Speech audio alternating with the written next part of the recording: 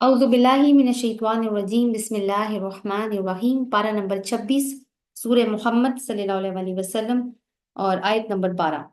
इन्नल्लाहा युदखिलुल लज़ीना आमनु व अमिलुस्सॉलिहाति जन्नातिन तजरी मिन तहतिहल अनहार वल्लज़ीना कफ़रू यतमत्तऊन व याकुलून कमा ताकुलुल अनआमु वन्नारु मस्वल लहुम। ईमान लाने वालों और नेक अमल करने वालों को अल्लाह उन जन्नतों में दाखिल करेगा जिनके नीचे नहरें बहती होंगी।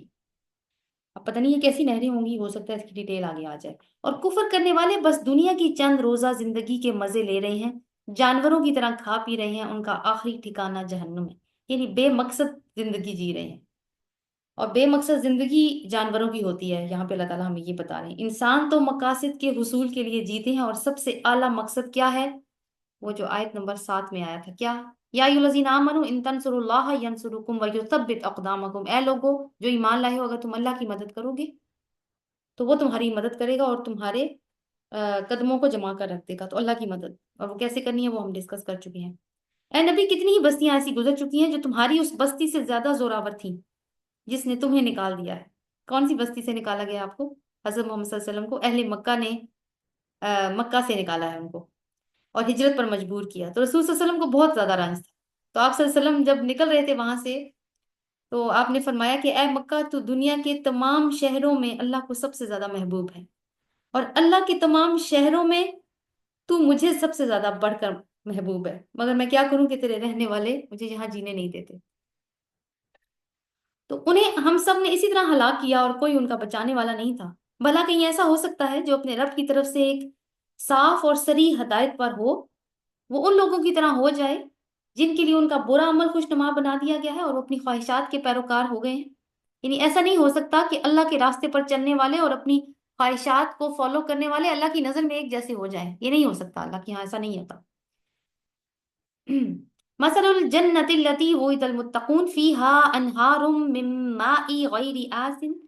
परहेजगार लोगों के लिए जिस जन्नत का वादा किया गया है, इसकी शान तो ये है कि इसमें नहरें बह रही होंगी, निथरे हुए पानी की नहरें, यानी बिल्कुल साफ निथरे हुए पानी की नहरें बह रही होंगी, ऐसे दूध की जिसके मजे में जरा फर्क नहीं आया होगा। नहरें बह रही होंगी ऐसी शराब की जो पीने वालों के लिए लजीज होगी। और हम पीछे पढ़ चुके हैं कि आंखों के लिए भी, देखने में भी खूबसूरत, चमकदार, और पीने में भी लजीज। ये दुनिया की शराब जैसी नहीं है जिसको पीकर लोगों की अकल मारी जाती है। नहरें बह रही होंगी साफ शफाफ शहद की। ये 4 तरह की नहरों का जिक्र किया अल्लाह ताला ने यहाँ पे। उसमें उनके लिए हर तरह के फल होंगे और उनके रब की तरफ से बख्शिश। अल्लाह ताला हमें उनका, उन लोगों में शामिल करे जो इन नहरों में से पियेंगे। उन लोगों की तरह, अच्छा, वो शख्स जिसके हिस्सा में ये जन्नत आने वाली है, उन लोगों की तरह हो सकता है जो जहन्नुम में हमेशा रहेंगे, जिन्हें ऐसा गर्म पानी पिलाया जाएगा जो उनकी आंतें काट देगा। वमिनहुम मन यस्तमिउ इलैक हत्ता इज़ा खरजू मिन इंदिक क़ालू लिल्लज़ीना ऊतुल इल्म माज़ा क़ाल आनिफा। ये आयत नंबर 16 है। इनमें से कुछ लोग ऐसे हैं जो कान लगाकर तुम्हारी बातें सुनते हैं, और फिर जब तुम्हारे पास से निकलते हैं तो उन लोगों से जिन्हें इल्म की नेमत बख्शी गई है पूछते हैं कि अभी अभी इन्होंने क्या कहा था। ये जिक्र हो रहा है मुनाफिकीन का। मुनाफिक, अब क्योंकि मदीना है तो मुनाफिक तो जरूर होंगे। तो अब ये है कि अल्लाह ताला की आयत को ये लोग भी सुनते हैं। रसूल सल्लल्लाहु अलैहि वसल्लम के पास आके बैठा करते थे, आपकी आयत को, कुरान पाक को सुनते थे। लेकिन चूंकि उनका दिल कुछ तासुबात का शिकार था पहले से, तो उनको वो मज़ामीन समझ नहीं आते थे जो रसूल सल्लल्लाहु अलैहि वसल्लम की जुबानी मुबारक से अदा हो रहे होते थे। अब सब कुछ सुन के जब बाहर निकलते थे तो मुसलमानों से पूछते थे ये मोहम्मद सल्लल्लाहु अलैहि वसल्लम ने क्या बात कही है। तो उसमें उसका आगे से एक लिंक एक और जुड़ता है, क्या? अभी अभी उन्होंने क्या, ये वो लोग हैं जिनके दिलों पर अल्लाह ने ठप्पा लगा दिया। अल्लाह कहते हैं असल वजह ये है कि दिलों पर ठप्पा लग चुका है, इनको समझ ही नहीं आती बात। और ठप्पा कब लगता है? दिलों पे एकदम से नहीं लगता। जब अल्लाह ताला पूरी तरह से मौका देता है हदायत हासिल करने का, उसके बावजूद जब लोग उस हदायत से फायदा नहीं उठाते, तो फिर अल्लाह ताला ठप्पा लगा देते हैं। इनके दिलों पर अल्लाह ने ठप्पा लगा दिया और ये अपनी ख्वाहिश के पैरोकार बने हुए हैं। यानी ईमान भी नामुकम्मल है इनका, दुनिया के फायदे चाहते हैं, अंदर से दुश्मनी करते हैं रसूल के साथ, और गैर संजीदा है इनका रवैया आयात के साथ अल्लाह की। रहे वो लोग जिन्होंने हदायत पाई, अल्लाह उनको और ज्यादा हदायत देता है और उन्हें उनके हिस्से का तकवा अता करता है। अब क्या ये लोग बस कयामत ही के मुंतजिर हैं कि वो अचानक इन पर आ जाए? उसकी अलामात तो आ ही चुकी हैं। कौन सी अलामत अलामत आई थी? रसूल अल्लाह सल्लल्लाहु अलैहि वसल्लम की आमद खुद। قرب قیامت کی نشانیوں میں سے رسول صلی اللہ علیہ وسلم نے ایک دفعہ اپنی دو انگلیوں کو، یہ جو شہادت کی انگلی ہوتی ہے اس کے ساتھ جو بڑی والی مڈل فنگر ہوتی ہے، اس کو جوڑ کر کہا تھا کہ میں اور قیامت اس طرح سے ساتھ ہے. یعنی اب آخری رسول بھی آ چکا، اب یہ ہم آخری امت ہیں، اس کے بعد نہ کسی رسول نے آنا ہے، نہ کسی امت نے آنا ہے. اللہ تعالیٰ نے اپنی ہدایت کا بھی اہتمام کر دیا، اب قیامت ہی آئے گی. اور جب وہ خود آ جائے گی تو ان کے لیے نصیحت قبول کرنے کا پھر کون سا موقع رہ جائے گا. فَاعْلَمْ أَنَّهُ لَا إِلَٰهَ إِلَّا هُوَ وَاسْتَغْفِرْ لِذَنبِكَ وَلِلْمُؤْمِنِينَ وَالْمُؤْمِنَاتِ. بس اے نبی صلی اللہ علیہ وسلم خوب جان لو کہ اللہ کے سوا کوئی عبادت کا مستحق نہیں ہے، اور معافی مانگو اپنے قصوروں کے لیے بھی اور مومن مردوں اور عورتوں کے لیے بھی. یعنی اس میں یہی ہے کہ کوئی ایسا قصور تو نہیں ہو سکتا رسول اللہ صلی اللہ علیہ وسلم سے، لیکن کون سے قصوروں کو کہ کئی دفعہ جیسے یہ جو ابھی اقامت دین کا مرحلہ آ رہا ہے، اس کے اندر ہوتا ہے نا کہ پوری کی پوری کوشش کرو، لیکن کوئی ہلکی سی تقصیر ہوگی جو انسان کو نہیں سمجھ میں آ رہی، لیکن اللہ تعالیٰ اس کو جانتا ہے، تو اس پہ بھی ہے کہ اب اعتراف کرو کہ یا اللہ میں پوری کوشش کر رہا ہوں، لیکن اس کے باوجود اگر کوئی کمی بیشی ہو گئی ہے تو مجھے اسے معاف کر دے، کوئی کوتاہی ہو گئی ہے تو درگزر فرما دے. تو یہی اصل میں روح ہے اللہ تعالیٰ کے اس ارشاد کی کہ انسان نیک کام بھی کرے پھر بھی اس کے باوجود معافی مانگتا رہے، کہ معلوم نہیں اس نیک کام کو کرتے ہوئے بھی کوئی لغزش ہو گئی ہے، کیونکہ کوئی دل میں ایسا خیال گزر گیا کوئی ریاکاری کا جس کو ہم نے جھٹکنے کی بھی کوشش کی لیکن وہ آیا تو صحیح ہمارے دل میں، یا کوئی اور اس طرح کی بات آ گئی، تو بس اللہ تعالیٰ سے معافی مانگتے رہیں. اللہ تمہاری سرگرمیوں کو بھی جانتا ہے اور تمہارے ٹھکانے سے بھی واقف ہے.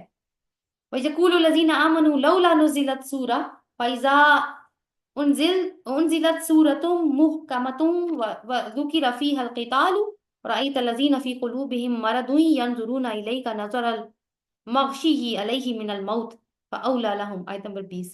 جو لوگ ایمان لائے ہیں وہ کہہ رہے ہیں کہ کوئی صورت کیوں نہیں نازل کی جاتی، مگر جب ایک پختہ صورت نازل کر دی گئی جس میں جنگ کا ذکر تھا تو تم نے دیکھا جن کے دلوں میں بیماری تھی وہ تمہاری طرف ایسے دیکھ رہے ہیں جیسے ان کے اوپر موت چھا گئی. یعنی اہل ایمان تو رسول اللہ صلی اللہ علیہ وسلم سے بار بار پوچھتے تھے نا کہ ہمیں جنگ کی اجازت کب ملے گی، لیکن منافق جو اسلام کے نام پر مسلمانوں کے ساتھ مدینہ میں شامل تو ہو گئے تھے، ان کے لیے دین کی خاطر سر دھڑ کی بازی لگانا یہ کوئی معنی نہیں رکھتا. وہ بس میٹھا میٹھا اسلام، میٹھا میٹھا اسلام ہوتا رہے، نماز کہتے ہیں پڑھ لیں، روزے بھی رکھ لیں گے، یہ نہ کہیں اللہ کی راہ میں خرچ کریں، یہ نہ کہیں جنگ کریں. تو وہ اب پہلے ان کا بھی یہ ہوتا تھا کہ یعنی مسلمان تو کہہ رہے ہیں کہ جنگ کی اجازت کیوں نہیں مل رہی ہمیں، وہ انتظار کر رہے تھے، لیکن اب یہ جو منافق ہیں کہنے کو یہ بھی مسلمان ہیں، اب جب اجازت مل گئی سب کے سامنے اناؤنس ہو گیا، صورت نازل ہو چکی ہے یہ والی، تو اب ایسے دیکھ رہے ہیں جیسے ان پہ موت پڑ گئی ہو. افسوس ان کے حال پر. اقرار اطاعت کا اقرار اور اچھی اچھی باتیں، مگر جب قطعی حکم دے دیا گیا اس وقت وہ اللہ سے اپنے عہد میں سچے نکلتے تو ان کے لیے اچھا ہوتا. یعنی جب دعوے تو کیا کرتے تھے صرف زبانی دعوے تھے، اب جب بات آ گئی ہے امتحان کی اب پیچھے مڑ گئے. اب کیا تم لوگوں سے اس کے سوا کچھ اور توقع کی جا سکتی ہے کہ اگر تم الٹے منہ پھر گئے تو زمین میں فساد برپا کرو گے اور آپس میں ایک دوسرے کے گلے ہی کاٹو گے. یعنی اگر تمہاری تربیت صحیح طرح سے نہ ہوئی اور تم جو ہے وہ اسلام کی خاطر جو جنگ ہو رہی ہے، جو مدافعت ہو رہی ہے، اس سے تم جی چرا رہے ہو، تو پھر یہ جو اسلامی انقلاب جس پرپس کے لیے یہ سارا کام ہو رہا ہے، جس کی کوشش محمد صلی اللہ علیہ وسلم اور اہل ایمان کر رہے ہیں، تو پھر اس کا نتیجہ کیا نکلے گا؟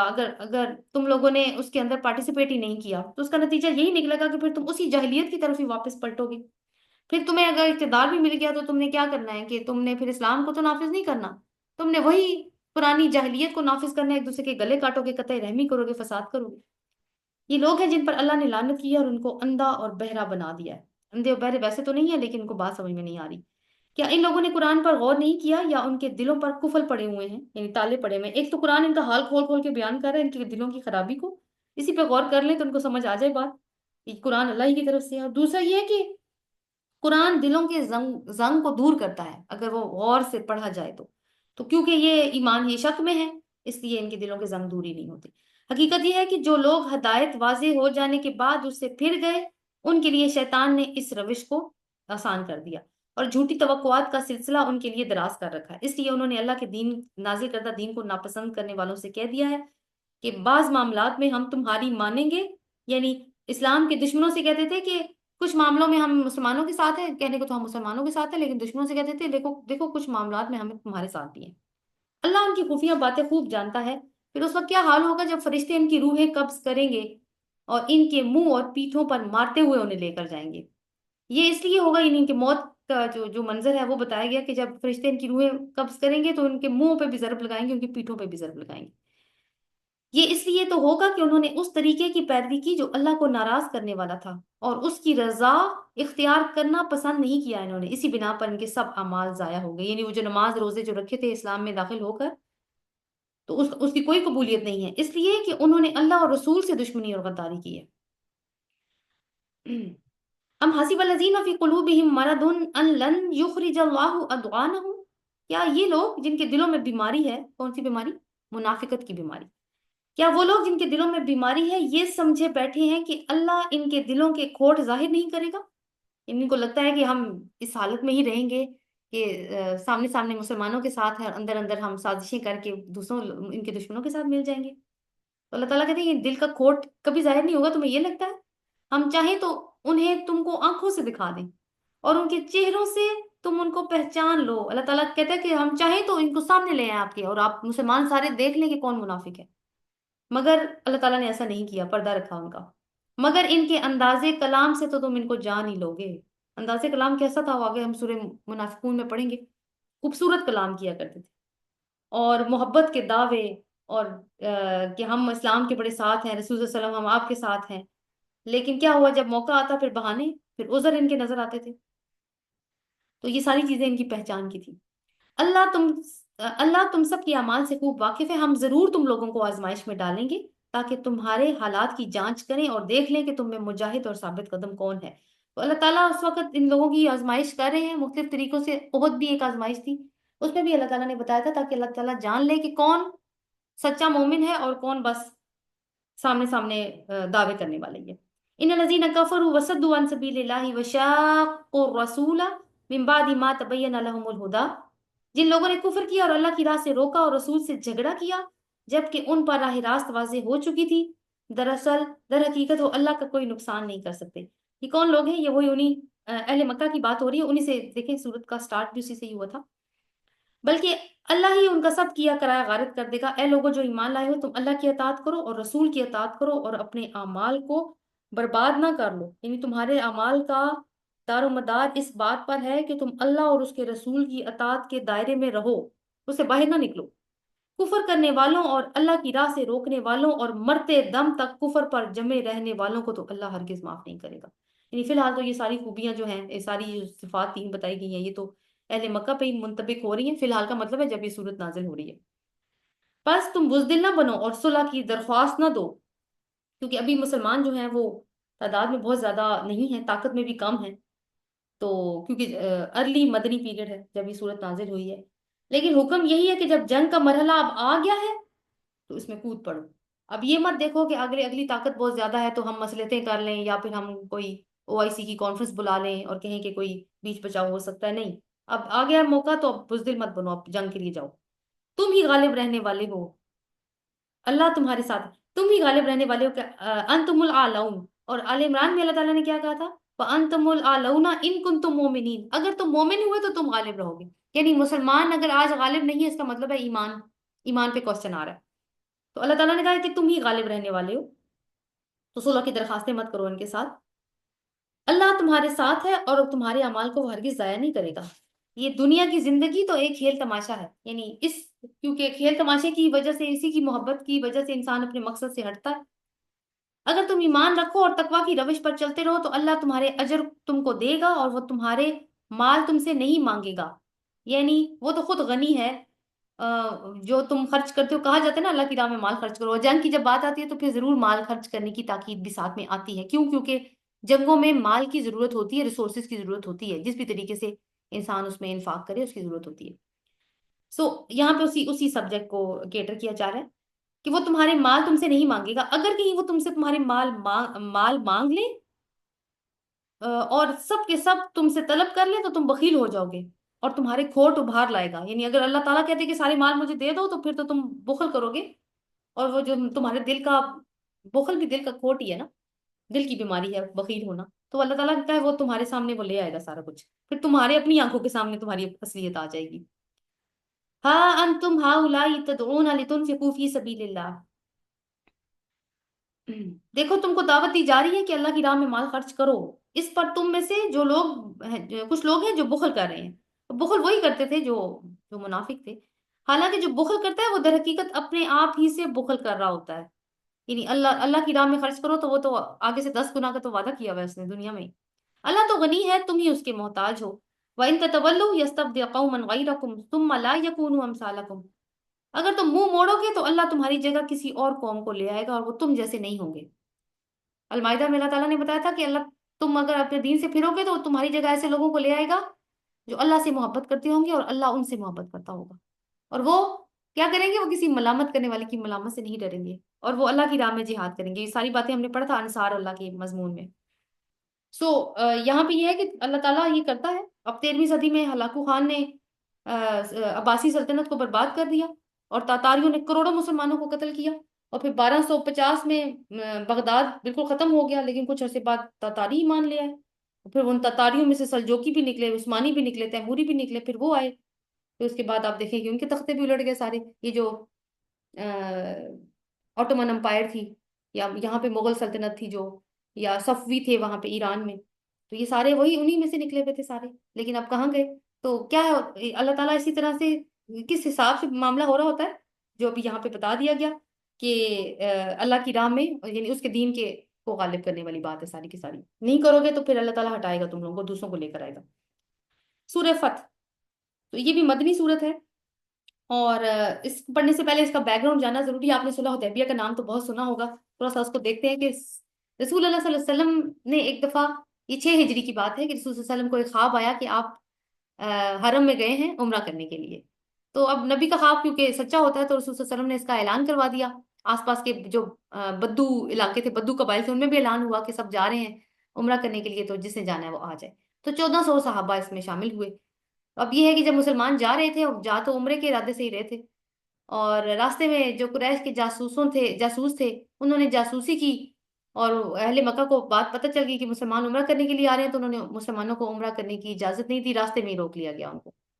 اب رسول صلی اللہ علیہ وسلم نے حضرت عثمان رضی اللہ عنہ کو ان کو بھیجا اپنا سفارت کار بنا کے کہ اہل مکہ سے بات کی جائے کہ ہمارا جنگ کا ارادہ نہیں ہے، ہم صرف عمرہ کرنا چاہتے ہیں، تو آپ ہمیں نہ روکیں. اب قریش نے کیا کیا کہ ان کو روک لیا اپنے پاس ہی نا کچھ دنوں کے لیے. نقصان تو نہیں پہنچایا لیکن روک لیا. خبر یہ مشہور ہو گئی کہ حضرت عثمان کو قتل کر دیا گیا ہے. اب سفیر کا قتل اعلان جنگ ہوتا ہے. تو جس جگہ پہ حدیبیہ میں مسلمان موجود تھے، انتظار کر رہے تھے، وہاں پہ پھر ایک درخت تھا، اس کے نیچے ایک بیعت ہوئی رسول صلی اللہ علیہ وسلم کے ہاتھ پر کہ عثمان کے قتل کا بدلہ لیے بغیر واپس نہیں جائیں گے. اور اس کو بیعت رضوان کہا جاتا ہے. اور ان لوگوں کو جنہوں نے بیعت رضوان کی تھی ان کو اصحاب الشجرہ بھی کہا جاتا ہے. بہرحال کیا ہوا کہ کچھ ٹائم گزرا، اسی طرح سے ہوتا رہا معاملہ. تو پھر قریش کی طرف سے ایک شخص آیا، سہیل بن عمر، وہ صلح کی شرائط لے کر آیا کہ صلح کر لیتے ہیں آپس میں. یعنی صلح حدیبیہ اس کو کہا جاتا ہے کہ ایک اگریمنٹ کیا بیسیکلی آپس میں. اور اگریمنٹ کیا تھا کہ مسلمان اس سال عمرہ نہیں کریں گے، اگلے سال آئیں گے، اس سال واپس چلے جائیں. دوسری بات یہ تھی کہ 10 سال کے لیے جنگ بند رہے گی. تیسری اس میں بات یہ تھی کہ جو قبیلہ قریش یا مسلمانوں کے عہد میں آنا چاہے وہ آ سکتا ہے، اور اگر کوئی قریش کے ساتھ یعنی جو ملنا چاہے وہ قریش کے ساتھ مل سکتا ہے، جو مسلمانوں کے ساتھ ملنا چاہے وہ مسلمانوں کے ساتھ مل سکتا ہے. ایک اس میں شرط یہ تھی کہ اگر مکہ سے کوئی مسلمان ہو کے مدینہ چلا آئے تو اس کو واپس کر دیا جائے گا، لیکن اگر مدینہ سے کوئی مکہ آ جاتا ہے تو مکہ والے اسے واپس نہیں کریں گے. اس طرح کی شرائط تھی جس میں کوئی ایک بھی مسلمانوں کے فیور میں نہیں تھی. آپ خود سوچیں ہم عمرے کے لیے جا رہے ہوں، کتنی تیاری کرتا ہے انسان، اور راستے میں ہمیں روک لیا جائے کہ نہیں آپ نہیں جا سکتے، تو ہمارے کیا جذبات ہوں گے روکنے والے کے لیے. مسلمانوں کے صحابہ کرام کے بھی جذبات کافی وہ ڈپریس ہو گئے اس چیز کے اوپر. اور جتنی بھی یہ صلح ہوئی ہے دیکھیں کہ کوئی بھی شرط مسلمانوں کے فیور میں نہیں تھی، لیکن رسول اللہ صلی اللہ علیہ وسلم نے اس کے باوجود اس صلح نامے پہ دستخط کیے ہیں. اب اس میں یہ ہے کہ قریش نے ایک چیز، اس میں سے جو چیزیں پازیٹیو ہیں، پازیٹیوٹی نکلے گی. یہ اتنا اہم سنگ میل تھا کہ اس کے بعد پھر نقشہ ہی بدل گیا تھا. اور قریش نے گویا اپنے فیور میں بڑی باتیں کی، ساری شکیں اپنے فیور میں لے کے آئے، لیکن انہوں نے اپنے پاؤں پہ کلہاڑی مار لی تھی. تو قریش نے مسلمانوں کو ایک حریف قوم کی حیثیت سے عرب کی ایک ابھرتی ہوئی قوت کے طور پر تسلیم کیا، اسی لیے معاہدہ کیا انہوں نے. اور 2 سال کے بعد، اس معاہدے کے 2 سال کے بعد ہی نقشہ بدل گیا تھا. 6 ہجری میں معاہدہ ہوا ہے، 8 ہجری میں مکہ فتح ہو گیا تھا. تو اس کی بھی راہ ہموار ہوئی. پھر رسول اللہ صلی اللہ علیہ وسلم نے اپنا مشن جو ان کا کہ وہ تمام انسانیت کے لیے رسول بنا کے بھیجے گئے ہیں، اس کا دائرہ بھی وسیع کیا، جس کا کچھ ذکر ہم غزوہ تبوک میں بھی پڑھ کر آئے ہیں۔ چلیں جی پڑھتے ہیں اس کو۔ بسم اللہ الرحمن الرحیم۔ انا فتحنا لك فتحا مبینا لیغفر لك الله ما تقدم من ذنبك وما تأخر ويتم نعمته عليك ويهديك صراطا مستقیما۔ اور صدق اللہ العظیم۔ اللہ کے نام سے جو بے انتہا مہربان اور نہایت رحم کرنے والا ہے۔ اے نبی صلی اللہ علیہ وسلم، ہم نے تم کو کھلی فتح عطا کی ہے۔ اب صحابہ کرام کو جب یہ آیات سنائی تو انہوں نے کہا یہ فتح ہے، یعنی ان کو نہیں سمجھ میں آ رہی تھی کہ کیا بات ہے۔ اے نبی صلی اللہ علیہ وسلم، ہم نے تم کو کھلی فتح عطا کی ہے تاکہ اللہ تمہاری اگلی پچھلی ہر کوتاہی سے درگزر فرمائے اور تم پر اپنی نعمت کی تکمیل کر دے اور تمہیں سیدھا راستہ عطا فرمائے۔ ایک تو بات اللہ تعالیٰ نے کی کہ یہ فتح مبین ہے، اور لوگ بڑے حیران تھے، وہی والی بات کہ اس کو فتح کیسے کہا جا سکتا ہے؟ ہم نے ساری شرطیں ان کی مانی، کوئی ہماری شرط تو مانی نہیں گئی، لیکن تھوڑی مدت کے بعد معلوم ہو گیا کہ اس سے بڑی کوئی فتح ہو بھی نہیں سکتی تھی۔ دوسری بات یہ ہے کہ جو کوتاہیاں ہیں وہ وہی کوتاہیاں ہو سکتی، جیسے پیچھے ہم نے ذکر کیا کہ مشن کے دوران اگر کوئی کمی کوتاہی رہ گئی ہے تو ان کی بات ہو رہی ہے۔ اور اللہ تم پر اپنی نعمت کی تکمیل کر دے اور تمہیں سیدھا راستہ دکھائے، یعنی دین کی تکمیل ہوگی تو صراط مستقیم بھی واضح ہو جائے گا، اور اس سے مراد فتح و کامرانی کا راستہ بھی ہے، اور تم کو زبردست نصرت بخشے۔ وہی ہے جس نے مومنوں کے دلوں میں سکینت نازل کی، سکینت فرمائی، تاکہ اپنے ایمان کے ساتھ ایک اور ایمان کو بڑھا لیں۔ سکینت نازل کی کہ میں نے جیسے پہلے آپ سے ذکر کیا کہ مسلمانوں میں بہت زیادہ اضطراب کی کیفیت تھی اس وقت، اور جتنے اشتعال انگیز حالات پیش آ رہے تھے تو مسلمانوں نے کیا کیا کہ صبر سے کام لیا۔ ذرا سی غلطی بھی ایک بہت بڑی ایک تباہی کا پیش خیمہ اس وقت ہو سکتی تھی، لیکن اس کی وجہ سے اس اضطراب کی کیفیت کو اللہ تعالیٰ نے ختم کر دیا اور اپنی طرف سے سکون نازل کیا مسلمانوں کے اوپر۔ اور ایک ایمان کے ساتھ تو وہ آئے تھے، اب رسول کے فیصلے پر انہوں نے اپنے اطمینان کا اظہار جب کیا اور آزمائش ان کے اوپر آئی اور انہوں نے اس آزمائش کو بھی صبر کے ساتھ فیس کیا، تو اللہ تعالیٰ نے ان کا ایک اور ایمان بھی بڑھا دیا، ڈبل ایمان ہو گیا۔ زمین اور آسمان کے سب لشکر اللہ ہی کے قبضے قدرت میں ہیں، اور وہ علیم ہے اور حکیم ہے، یعنی سب کچھ جانتا ہے اور حکمت سے مبنی فیصلے کرتا ہے۔ یعنی وہ چاہتا تو یہ کام اکیلا بھی کر سکتا تھا، مگر اصل میں مسلمانوں تمہارے لیے اس نے عظیم کامیابی کا ایک راستہ کھولا ہے، اور یہ اس کی بڑی عظیم حکمت ہے۔ اسے یہ کام اس لیے کیا ہے تاکہ مومن مردوں اور عورتوں کو ہمیشہ رہنے والی ایسی جنتوں میں داخل فرمائے جس کے نیچے نہریں بہری ہوں گی، اور ان کی برائیاں ان سے دور کر دے۔ یعنی وہ جو کامیابی جس کے لیے ہر مومن مرد اور عورت کوشش کرتا ہے، اس کی خوشخبری تو اللہ تعالیٰ نے یہی سنا دی ہے۔ لیکن یہ فتح مبین کیسے ثابت ہوئی؟ جیسے میں نے آپ کو پہلے ذکر کیا کہ فتح مکہ جو ہوا تھا وہ اسی وجہ سے ہوا تھا، اسی صلح حدیبیہ کی وجہ سے ہوا تھا۔ اللہ کے نزدیک یہ بڑی کامیابی ہے، اور ان منافق مردوں اور عورتوں اور مشرک مردوں اور عورتوں کو سزا دے جو اللہ کے متعلق برے گمان رکھتے ہیں، برائی کے پھیر میں وہ خود ہی آ گئے ہیں۔ اللہ کا غضب ان پر ہوا اور اس نے ان پر لعنت کی اور ان کے لیے جہنم مہیا کر دی جو بہت ہی برا ٹھکانہ تھا۔ اب یہ کیا گمان برے برے کر رہے تھے کہ انہوں نے کہا کہ یہ مسلمان عمرے کے لیے جا رہے ہیں، یہ کبھی واپس نہیں آئیں گے، قریش ان کو چھوڑیں گے ہی نہیں، ان سب کا خاتمہ ہو جائے گا۔ اس لیے بہت سارے بدو قبائل میں سے لوگ گئے ہی نہیں تھے کہ قریش کے ساتھ ٹکرانے جا رہے ہیں یہ، پھر سے ہم نہیں جاتے اس لیے۔ اے نبی صلی اللہ علیہ وسلم، ہم نے تم کو شہادت دینے والا، ایک اور چیز ہے، ہاں ایک چیز رہ گئی ہے۔ اللہ تعالیٰ نے پھر فرمایا نمبر 7 میں، دیکھیے وَلِلَّهِ جُنُودُ السَّمَاوَاتِ وَالْأَرْضِ وَكَانَ اللَّهُ عَزِيزًا حَكِيمًا۔ زمین اور آسمانوں کے لشکر اللہ ہی کے قبضے قدرت میں ہیں، اور وہ زبردست ہے اور حکیم ہے۔ یعنی اللہ کو جو بزدل منافق ہیں ان کی ضرورت نہیں ہے۔ اے نبی صلی اللہ علیہ وسلم، 8 سے 21 تک جو آیات آ رہی ہیں وہ رسول صلی اللہ علیہ وسلم کا مقام و مرتبہ واضح کیا گیا ہے، اور نبی کے کیا حقوق ہیں ایمان والوں پر اور منافقین کے رویے کے اوپر بات ہوگی۔ انا ارسلناک شاہدا ومبشرا ونذیرا لتؤمنوا باللہ ورسولہ وتعزروہ وتوقروہ وتسبحوہ بکرۃ واصیلا۔ لتؤمنوا، تعزروہ وتوقروہ، یہ 3 کی ورڈز ہیں۔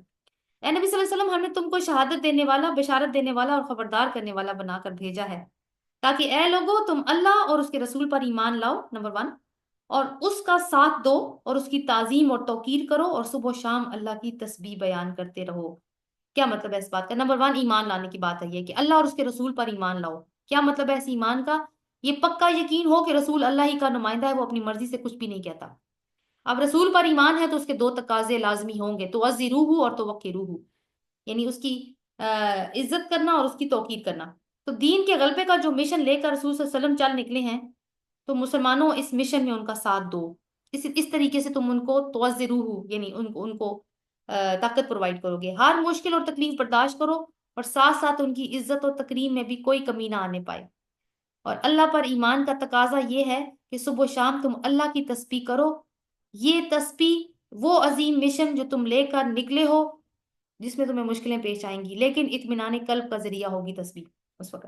اے نبی صلی اللہ علیہ وسلم، جو لوگ تم سے بیعت کر رہے تھے وہ دراصل اللہ سے بیعت کر رہے تھے، ان کے ہاتھ پر اللہ کا ہاتھ تھا، یعنی جو وہ بیعت رضوان کی بات میں کر رہی ہوں، یعنی بیعت رضوان جو ہے نا اصل میں موت پر بیعت تھی، تو رسول اللہ صلی اللہ علیہ وسلم، رسول چونکہ اللہ کا نمائندہ ہوتا ہے، تو رسول کا ہاتھ اصل اللہ تعالیٰ کہہ رہے ہیں وہ آپ کا ہاتھ نہیں تھا، وہ میرا ہاتھ تھا، مومنوں نے میرے ہاتھ پہ بیعت کی ہے۔ اللہ تعالیٰ نے اتنا اکنالج کیا اس بات کو، اور جو اس عہد کو توڑے گا اس کی عہد شکنی کا وبال اس کی اپنی ہی ذات پر ہوگا، اور جو اس عہد کو وفا کرے گا جو اس نے اللہ سے کیا ہے، عنقریب وہ اس کو بڑا اجر عطا فرمائے گا۔ اب منافقین کے بہانے، اے نبی صلی اللہ علیہ وسلم، سیقول لک المخلفون من الاعراب، بدوی لوگ، بدوی عربوں میں سے جو لوگ پیچھے چھوڑ دیے گئے، اب وہ ضرور آ کر تم سے کہیں گے کہ ہمیں اپنے اموال اور بال بچوں کی فکر نے مشغول کر رکھا تھا، آپ ہمارے لیے مغفرت کی دعائیں کریں، یعنی ہم عمرے میں اس لیے نہیں گئے کہ ہم بڑے بزی تھے، ہمارا بزنس تھا، ہمارے بچے تھے، اس طرح سے، تو آپ ہمارے لیے مغفرت کی دعا کریں۔ یہ لوگ اپنی زبانوں سے وہ باتیں کہتے ہیں جو ان کے دلوں میں نہیں ہوتی، منافق ہوتے ہی وہ ہے، ان سے کہنا اچھا یہی بات ہے، تو کون تمہارے معاملے میں اللہ کے فیصلے کو روک دینے کا کچھ بھی اختیار رکھتا ہے اگر وہ تمہیں کوئی نقصان پہنچانا چاہے یا نفع بخشنا چاہے؟ تمہارے اعمال سے تو اللہ ہی باخبر ہے، یعنی تم اپنے مال اور جان اور دنیا کی محبت کی خاطر ہمارے ساتھ نہیں آئے، یہی چیزیں اگر تم سے اللہ چھین لے تو بتاؤ تمہیں اللہ کے سوا کون ان چیزوں کو واپس لوٹائے گا؟ بلکہ تم نے یوں سمجھا کہ رسول اور مومنین اپنے گھروں میں کبھی پلٹ کر آئیں گے ہی نہیں، اصل بات یہ تھی دلوں میں، اس لیے تم نہیں گئے کہ ہم بھی مارے جائیں گے، اور یہ خیال تمہارے دلوں کو بہت بھلا لگا اور تم نے بہت برے گمان کیے اور تم سخت بدباطن لوگ ہو۔ اللہ اور اس کے رسول پر جو لوگ ایمان نہ رکھتے ہوں ایسے کافروں کے لیے ہم نے بھڑکتی ہوئی آگ مہیا کر رکھی ہے، حالانکہ ہے تو یہ منافق تھے لیکن اللہ نے ان کو کافر کہا ہے، کیونکہ ایمان نہ ہو تو پھر کافر ہی ہے انسان۔ آسمانوں اور زمین کی بادشاہی کا مالک اللہ ہی ہے، جسے چاہے معاف کر دے اور جسے چاہے سزا دے، وہ غفور الرحیم ہے۔ دیکھیے اس کا مطلب یہ ہے کہ ایک تو کانٹیکس میں بات، اور دوسری بات ہے کہ ہم کسی کو منافق یا کافر نہیں کہہ سکتے، یہ اللہ تعالیٰ جانتا ہے بہتر کہ کون کافر ہے اور کون منافق ہے، اور کیا پتہ منافق اور کافر ہوں اگر فی الحال ہوں بھی تو بعد میں اپنی اصلاح کر کے اللہ تعالیٰ کے ساتھ ایسے مقرب ہو جائیں کہ جو باقی لوگ نہیں ہیں، وہ اللہ جانتا ہے، ہم نہیں جان سکتے، اس لیے کسی کو اس طرح کی باتیں کرنا ٹھیک نہیں ہے کہ تم کافر ہو یا منافق ہو۔ ہمارے یہاں آگے سورہ حجرات میں انشاءاللہ اس کا بھی ذکر آئے گا۔ جب تم مال غنیمت حاصل کرنے کے لیے جانے لگو گے تو یہ پیچھے چھوڑے ہوئے ضرور تم سے آ کر کہیں گے کہ ہمیں بھی ساتھ لے چلو، اور کیوں کہیں گے کہ ہمیں بھی ساتھ لے چلو؟ کیونکہ ان کی جو جنگ ہوتی ہے، منافقوں کی جنگ میں جانے کا مقصد یہ ہوتا ہے کہ بس مال غنیمت آتا ہے، تو بتایا یہ جا رہا ہے کہ ابھی وہ وقت بھی قریب آنے لگا ہے کہ جب تو ہم کسی مہم پہ جائیں گے اور پھر اس مہم میں غنیمتوں کے حاصل کرنے کا امکان بھی نظر آئے گا، تو یہ پھر دوڑے دوڑے آئیں گے آپ کے پاس کہ ہمیں بھی ساتھ لے چلو۔ یہ چاہتے ہیں کہ اللہ کے فرمان کو بدل دیں۔ کون سا فرمان؟ وہ جو آیت نمبر 6 میں سے گزرا ہے، دیکھیں آیت نمبر 6 میں کیا بات کی تھی اللہ تعالیٰ نے، وَيُعَذِّبَ الْمُنَافِقِينَ وَالْمُنَافِقَاتِ وَالْمُشْرِكِينَ وَالْمُشْرِكَاتِ الظَّانِينَ بِاللَّهِ ظَنَّ السُّوءِ، کہ وہ منافق مردوں اور عورتوں اور مشرک مردوں اور عورتوں کو سزا دے جو اللہ کے متعلق برے گمان رکھتے ہیں۔ تو یہ وہی والی بات ہے کہ یہ چاہتے ہیں، یہ چاہتے ہیں کہ اللہ کے فرمان کو بدل دیں، ان سے صاف کہہ دینا تم ہرگز ہمارے ساتھ نہیں چل سکتے، اللہ پہلے یہ فرما چکا ہے۔ یہ کہیں گے کہ نہیں بلکہ تم ہم سے حسد رکھتے ہو، بلکہ یہ لوگ صحیح بات کو کم ہی سمجھتے ہیں، یعنی ان کا خیال ہے کہ جنگ صرف غنیمتوں کے حصول کے لیے ہوتی ہے، حالانکہ یہ مشن تو دین کے غلبے کا ہے، ان کو لیکن یہ بات سمجھ میں نہیں آتی۔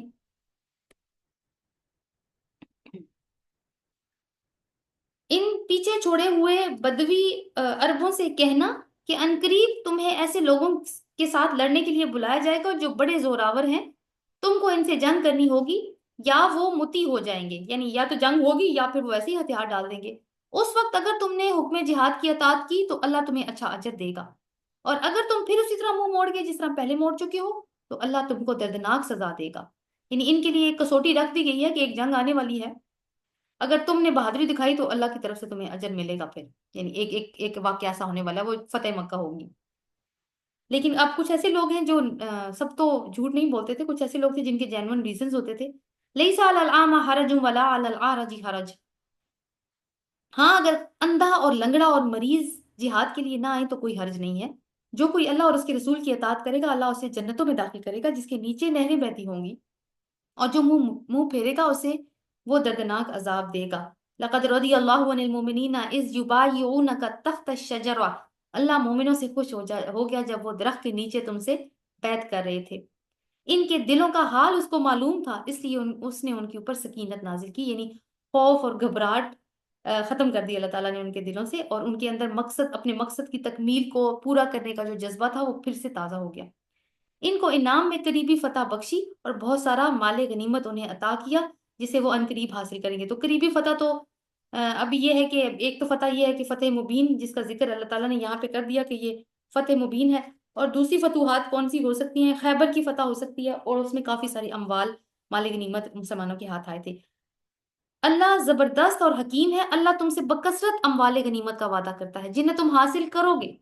یعنی بعد میں مختلف فتوحات ایسی ہوں گی مسلمانوں، تمہیں بہت بکثرت مال غنیمت ملے گا. فوری طور پر تو یہ فتح اس نے تمہیں عطا کر دی ہے، یعنی صلح حدیبیہ جو فتح مبین ہے، اور لوگوں کے ہاتھ تمہارے خلاف اٹھنے سے روک دیے ہیں. اس کا مطلب یہ ہے کہ جو یعنی کفار مکہ تھے ان کو اللہ تعالیٰ نے یہ ہمت نہیں دی کہ اس مقام پہ آپ سے جنگ کرتے. حالانکہ ظاہری حالات سے وہ یہ تھا کہ مسلمانوں کے پاس اتنے ہتھیار نہیں تھے، عمرہ کرنے کے لیے تو گئے تھے، تو اس جنگی لحاظ سے وہ ویسے بہتر پوزیشن میں تھے اگر وہ جنگ کر لیتے، لیکن اللہ تعالیٰ نے وہ ہاتھ ان کے روک لیے تاکہ یہ مومنوں کے لیے ایک نشانی بن جائے اور اللہ سیدھے راستے کی طرف تمہیں ہدایت بخشے.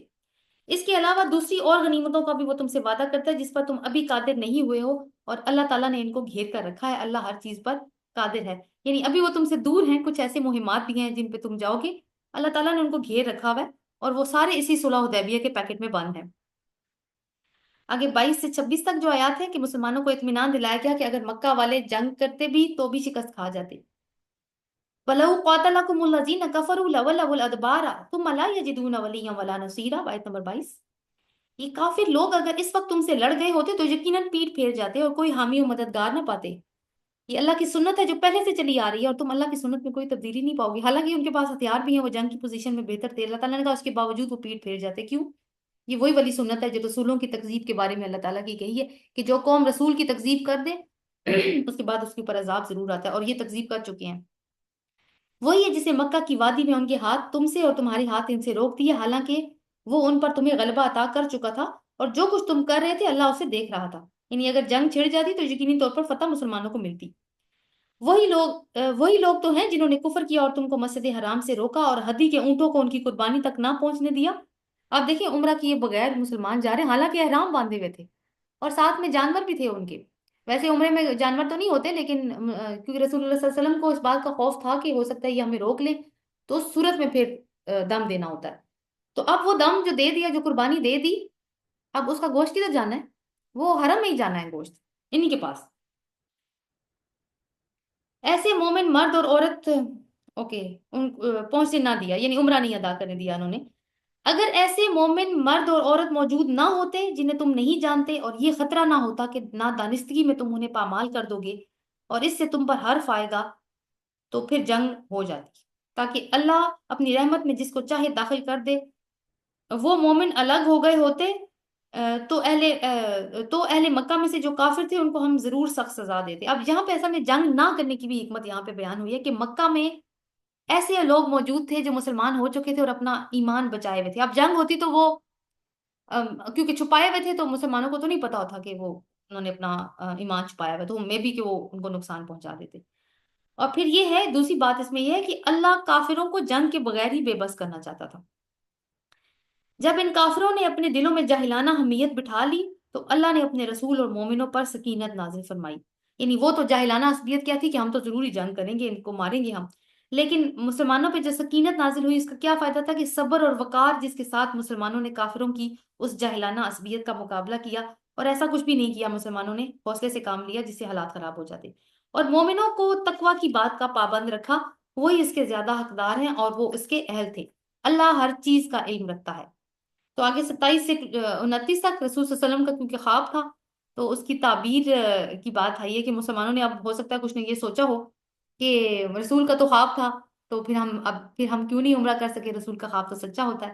ایک تو یہ بات ڈسکس ہوگی، دوسری کہ رسول کا مقصد بعثت کیا ہے، وہ کیوں بھیجے گئے ہیں، اور تیسری بات یہ ہے کہ مسلمانوں کے غلبے کی پیشن گوئیاں انجیل اور تورات میں بھی موجود ہیں، اور پھر مسلمانوں کے ساتھ اجر اور مغفرت کے وعدے ہیں۔ لقد صدق اللہ رسولہ الرؤیا بالحق لتدخلن المسجد الحرام ان شاء اللہ آمنین۔ فی الواقعہ اللہ نے اپنے رسول کو سچا خواب دکھایا تھا جو ٹھیک ٹھیک حق کے مطابق تھا، یعنی مسلمانوں کے دل میں یہ بات کھٹک رہی تھی نا، تو اللہ تعالیٰ نے کہا کہ وہ بالکل حق تھا وہ خواب، انشاءاللہ تم ضرور مسجد حرام میں پورے امن کے ساتھ داخل ہوگے، اپنے سر منڈواؤ گے اور بال ترشواؤ گے اور تمہیں کوئی خوف نہیں ہوگا۔ وہ اس بات کو جانتا تھا جسے تم نہیں جانتے تھے، اس لیے وہ خواب پورا ہونے سے پہلے اس نے تمہیں یہ قریبی فتح عطا کی۔ تو یہ خواب پھر اگلے سال پورا بھی ہوا، ذی قعدہ 7 ہجری کو پھر عمرہ قضا ادا ہوا، سب مسلمانوں نے ادا کیا۔ لیکن اگر دیکھیں یہ حالات نہ ہوتے تو صلح حدیبیہ نہ ہوتی، اور صلح حدیبیہ نہ ہوتی تو فتح مکہ بھی نہ ہوتا، پھر رومن امپائر کے ساتھ جنگ بھی نہ ہوتی، اور مسلمانوں کی وہاں پہ بھی دھاک نہ بیٹھتی۔ اور جو رسول صلی اللہ علیہ وسلم نے کام کرنا تھا کہ آؤٹ ریچ پروگرام، یعنی جو باہر کے جو اقوام تھی، عرب کے باہر کی اقوام کو، ان کو اپنا پیغام پہنچانا، اللہ کا پیغام پہنچانا، پھر وہ بھی نہیں ہو سکتا تھا۔ تو یہ جو ایک فتح مکہ صلح حدیبیہ تھی، یہ بہت ساری خیر لے کر آئی اپنے ساتھ۔ وہ اللہ ہی ہے جس نے اپنے رسول کو ہدایت اور دین حق کے ساتھ بتایا، یہی مقصد بعثت ہے۔ اور دوبارہ سے یہ 3 جگہ پہ قرآن میں آیا ہے، ایک جگہ پہ ہم پہلے پڑھ چکے ہیں توبہ میں، دوسری جگہ یہاں پہ، اور تیسری جگہ پھر آگے جا کے ہم صف میں پڑھیں گے۔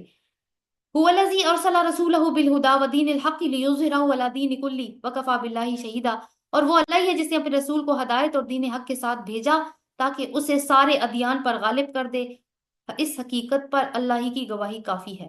یعنی ابھی جو کچھ چل رہا ہے، جو سلسلہ چل رہا ہے رسول اللہ صلی اللہ علیہ وسلم اس مشن میں، جو ابھی صلح حدیبیہ بھی ہوا ہے، اس میں بھی یہ سارا کیوں ہو رہا ہے، اور اس کے بعد جو جنگیں بھی ہوگی، یہ اسی لیے ہو رہا ہے کہ لیظہرہ علی دین کلہ، کہ اب دین کے غلبے کا جو مشن ہے وہ اپنی فائنل سٹیج میں داخل ہو چکا ہے، اور وہ فائنل سٹیج کیا ہے؟ ابھی وہ قتال کی سٹیج ہے، اور حقیقت پر اللہ ہی کی گواہی کافی ہے۔ محمد اللہ کے رسول ہیں، اور جو لوگ ان کے ساتھ ہیں وہ کفار پر سخت اور آپس میں رحیم ہیں۔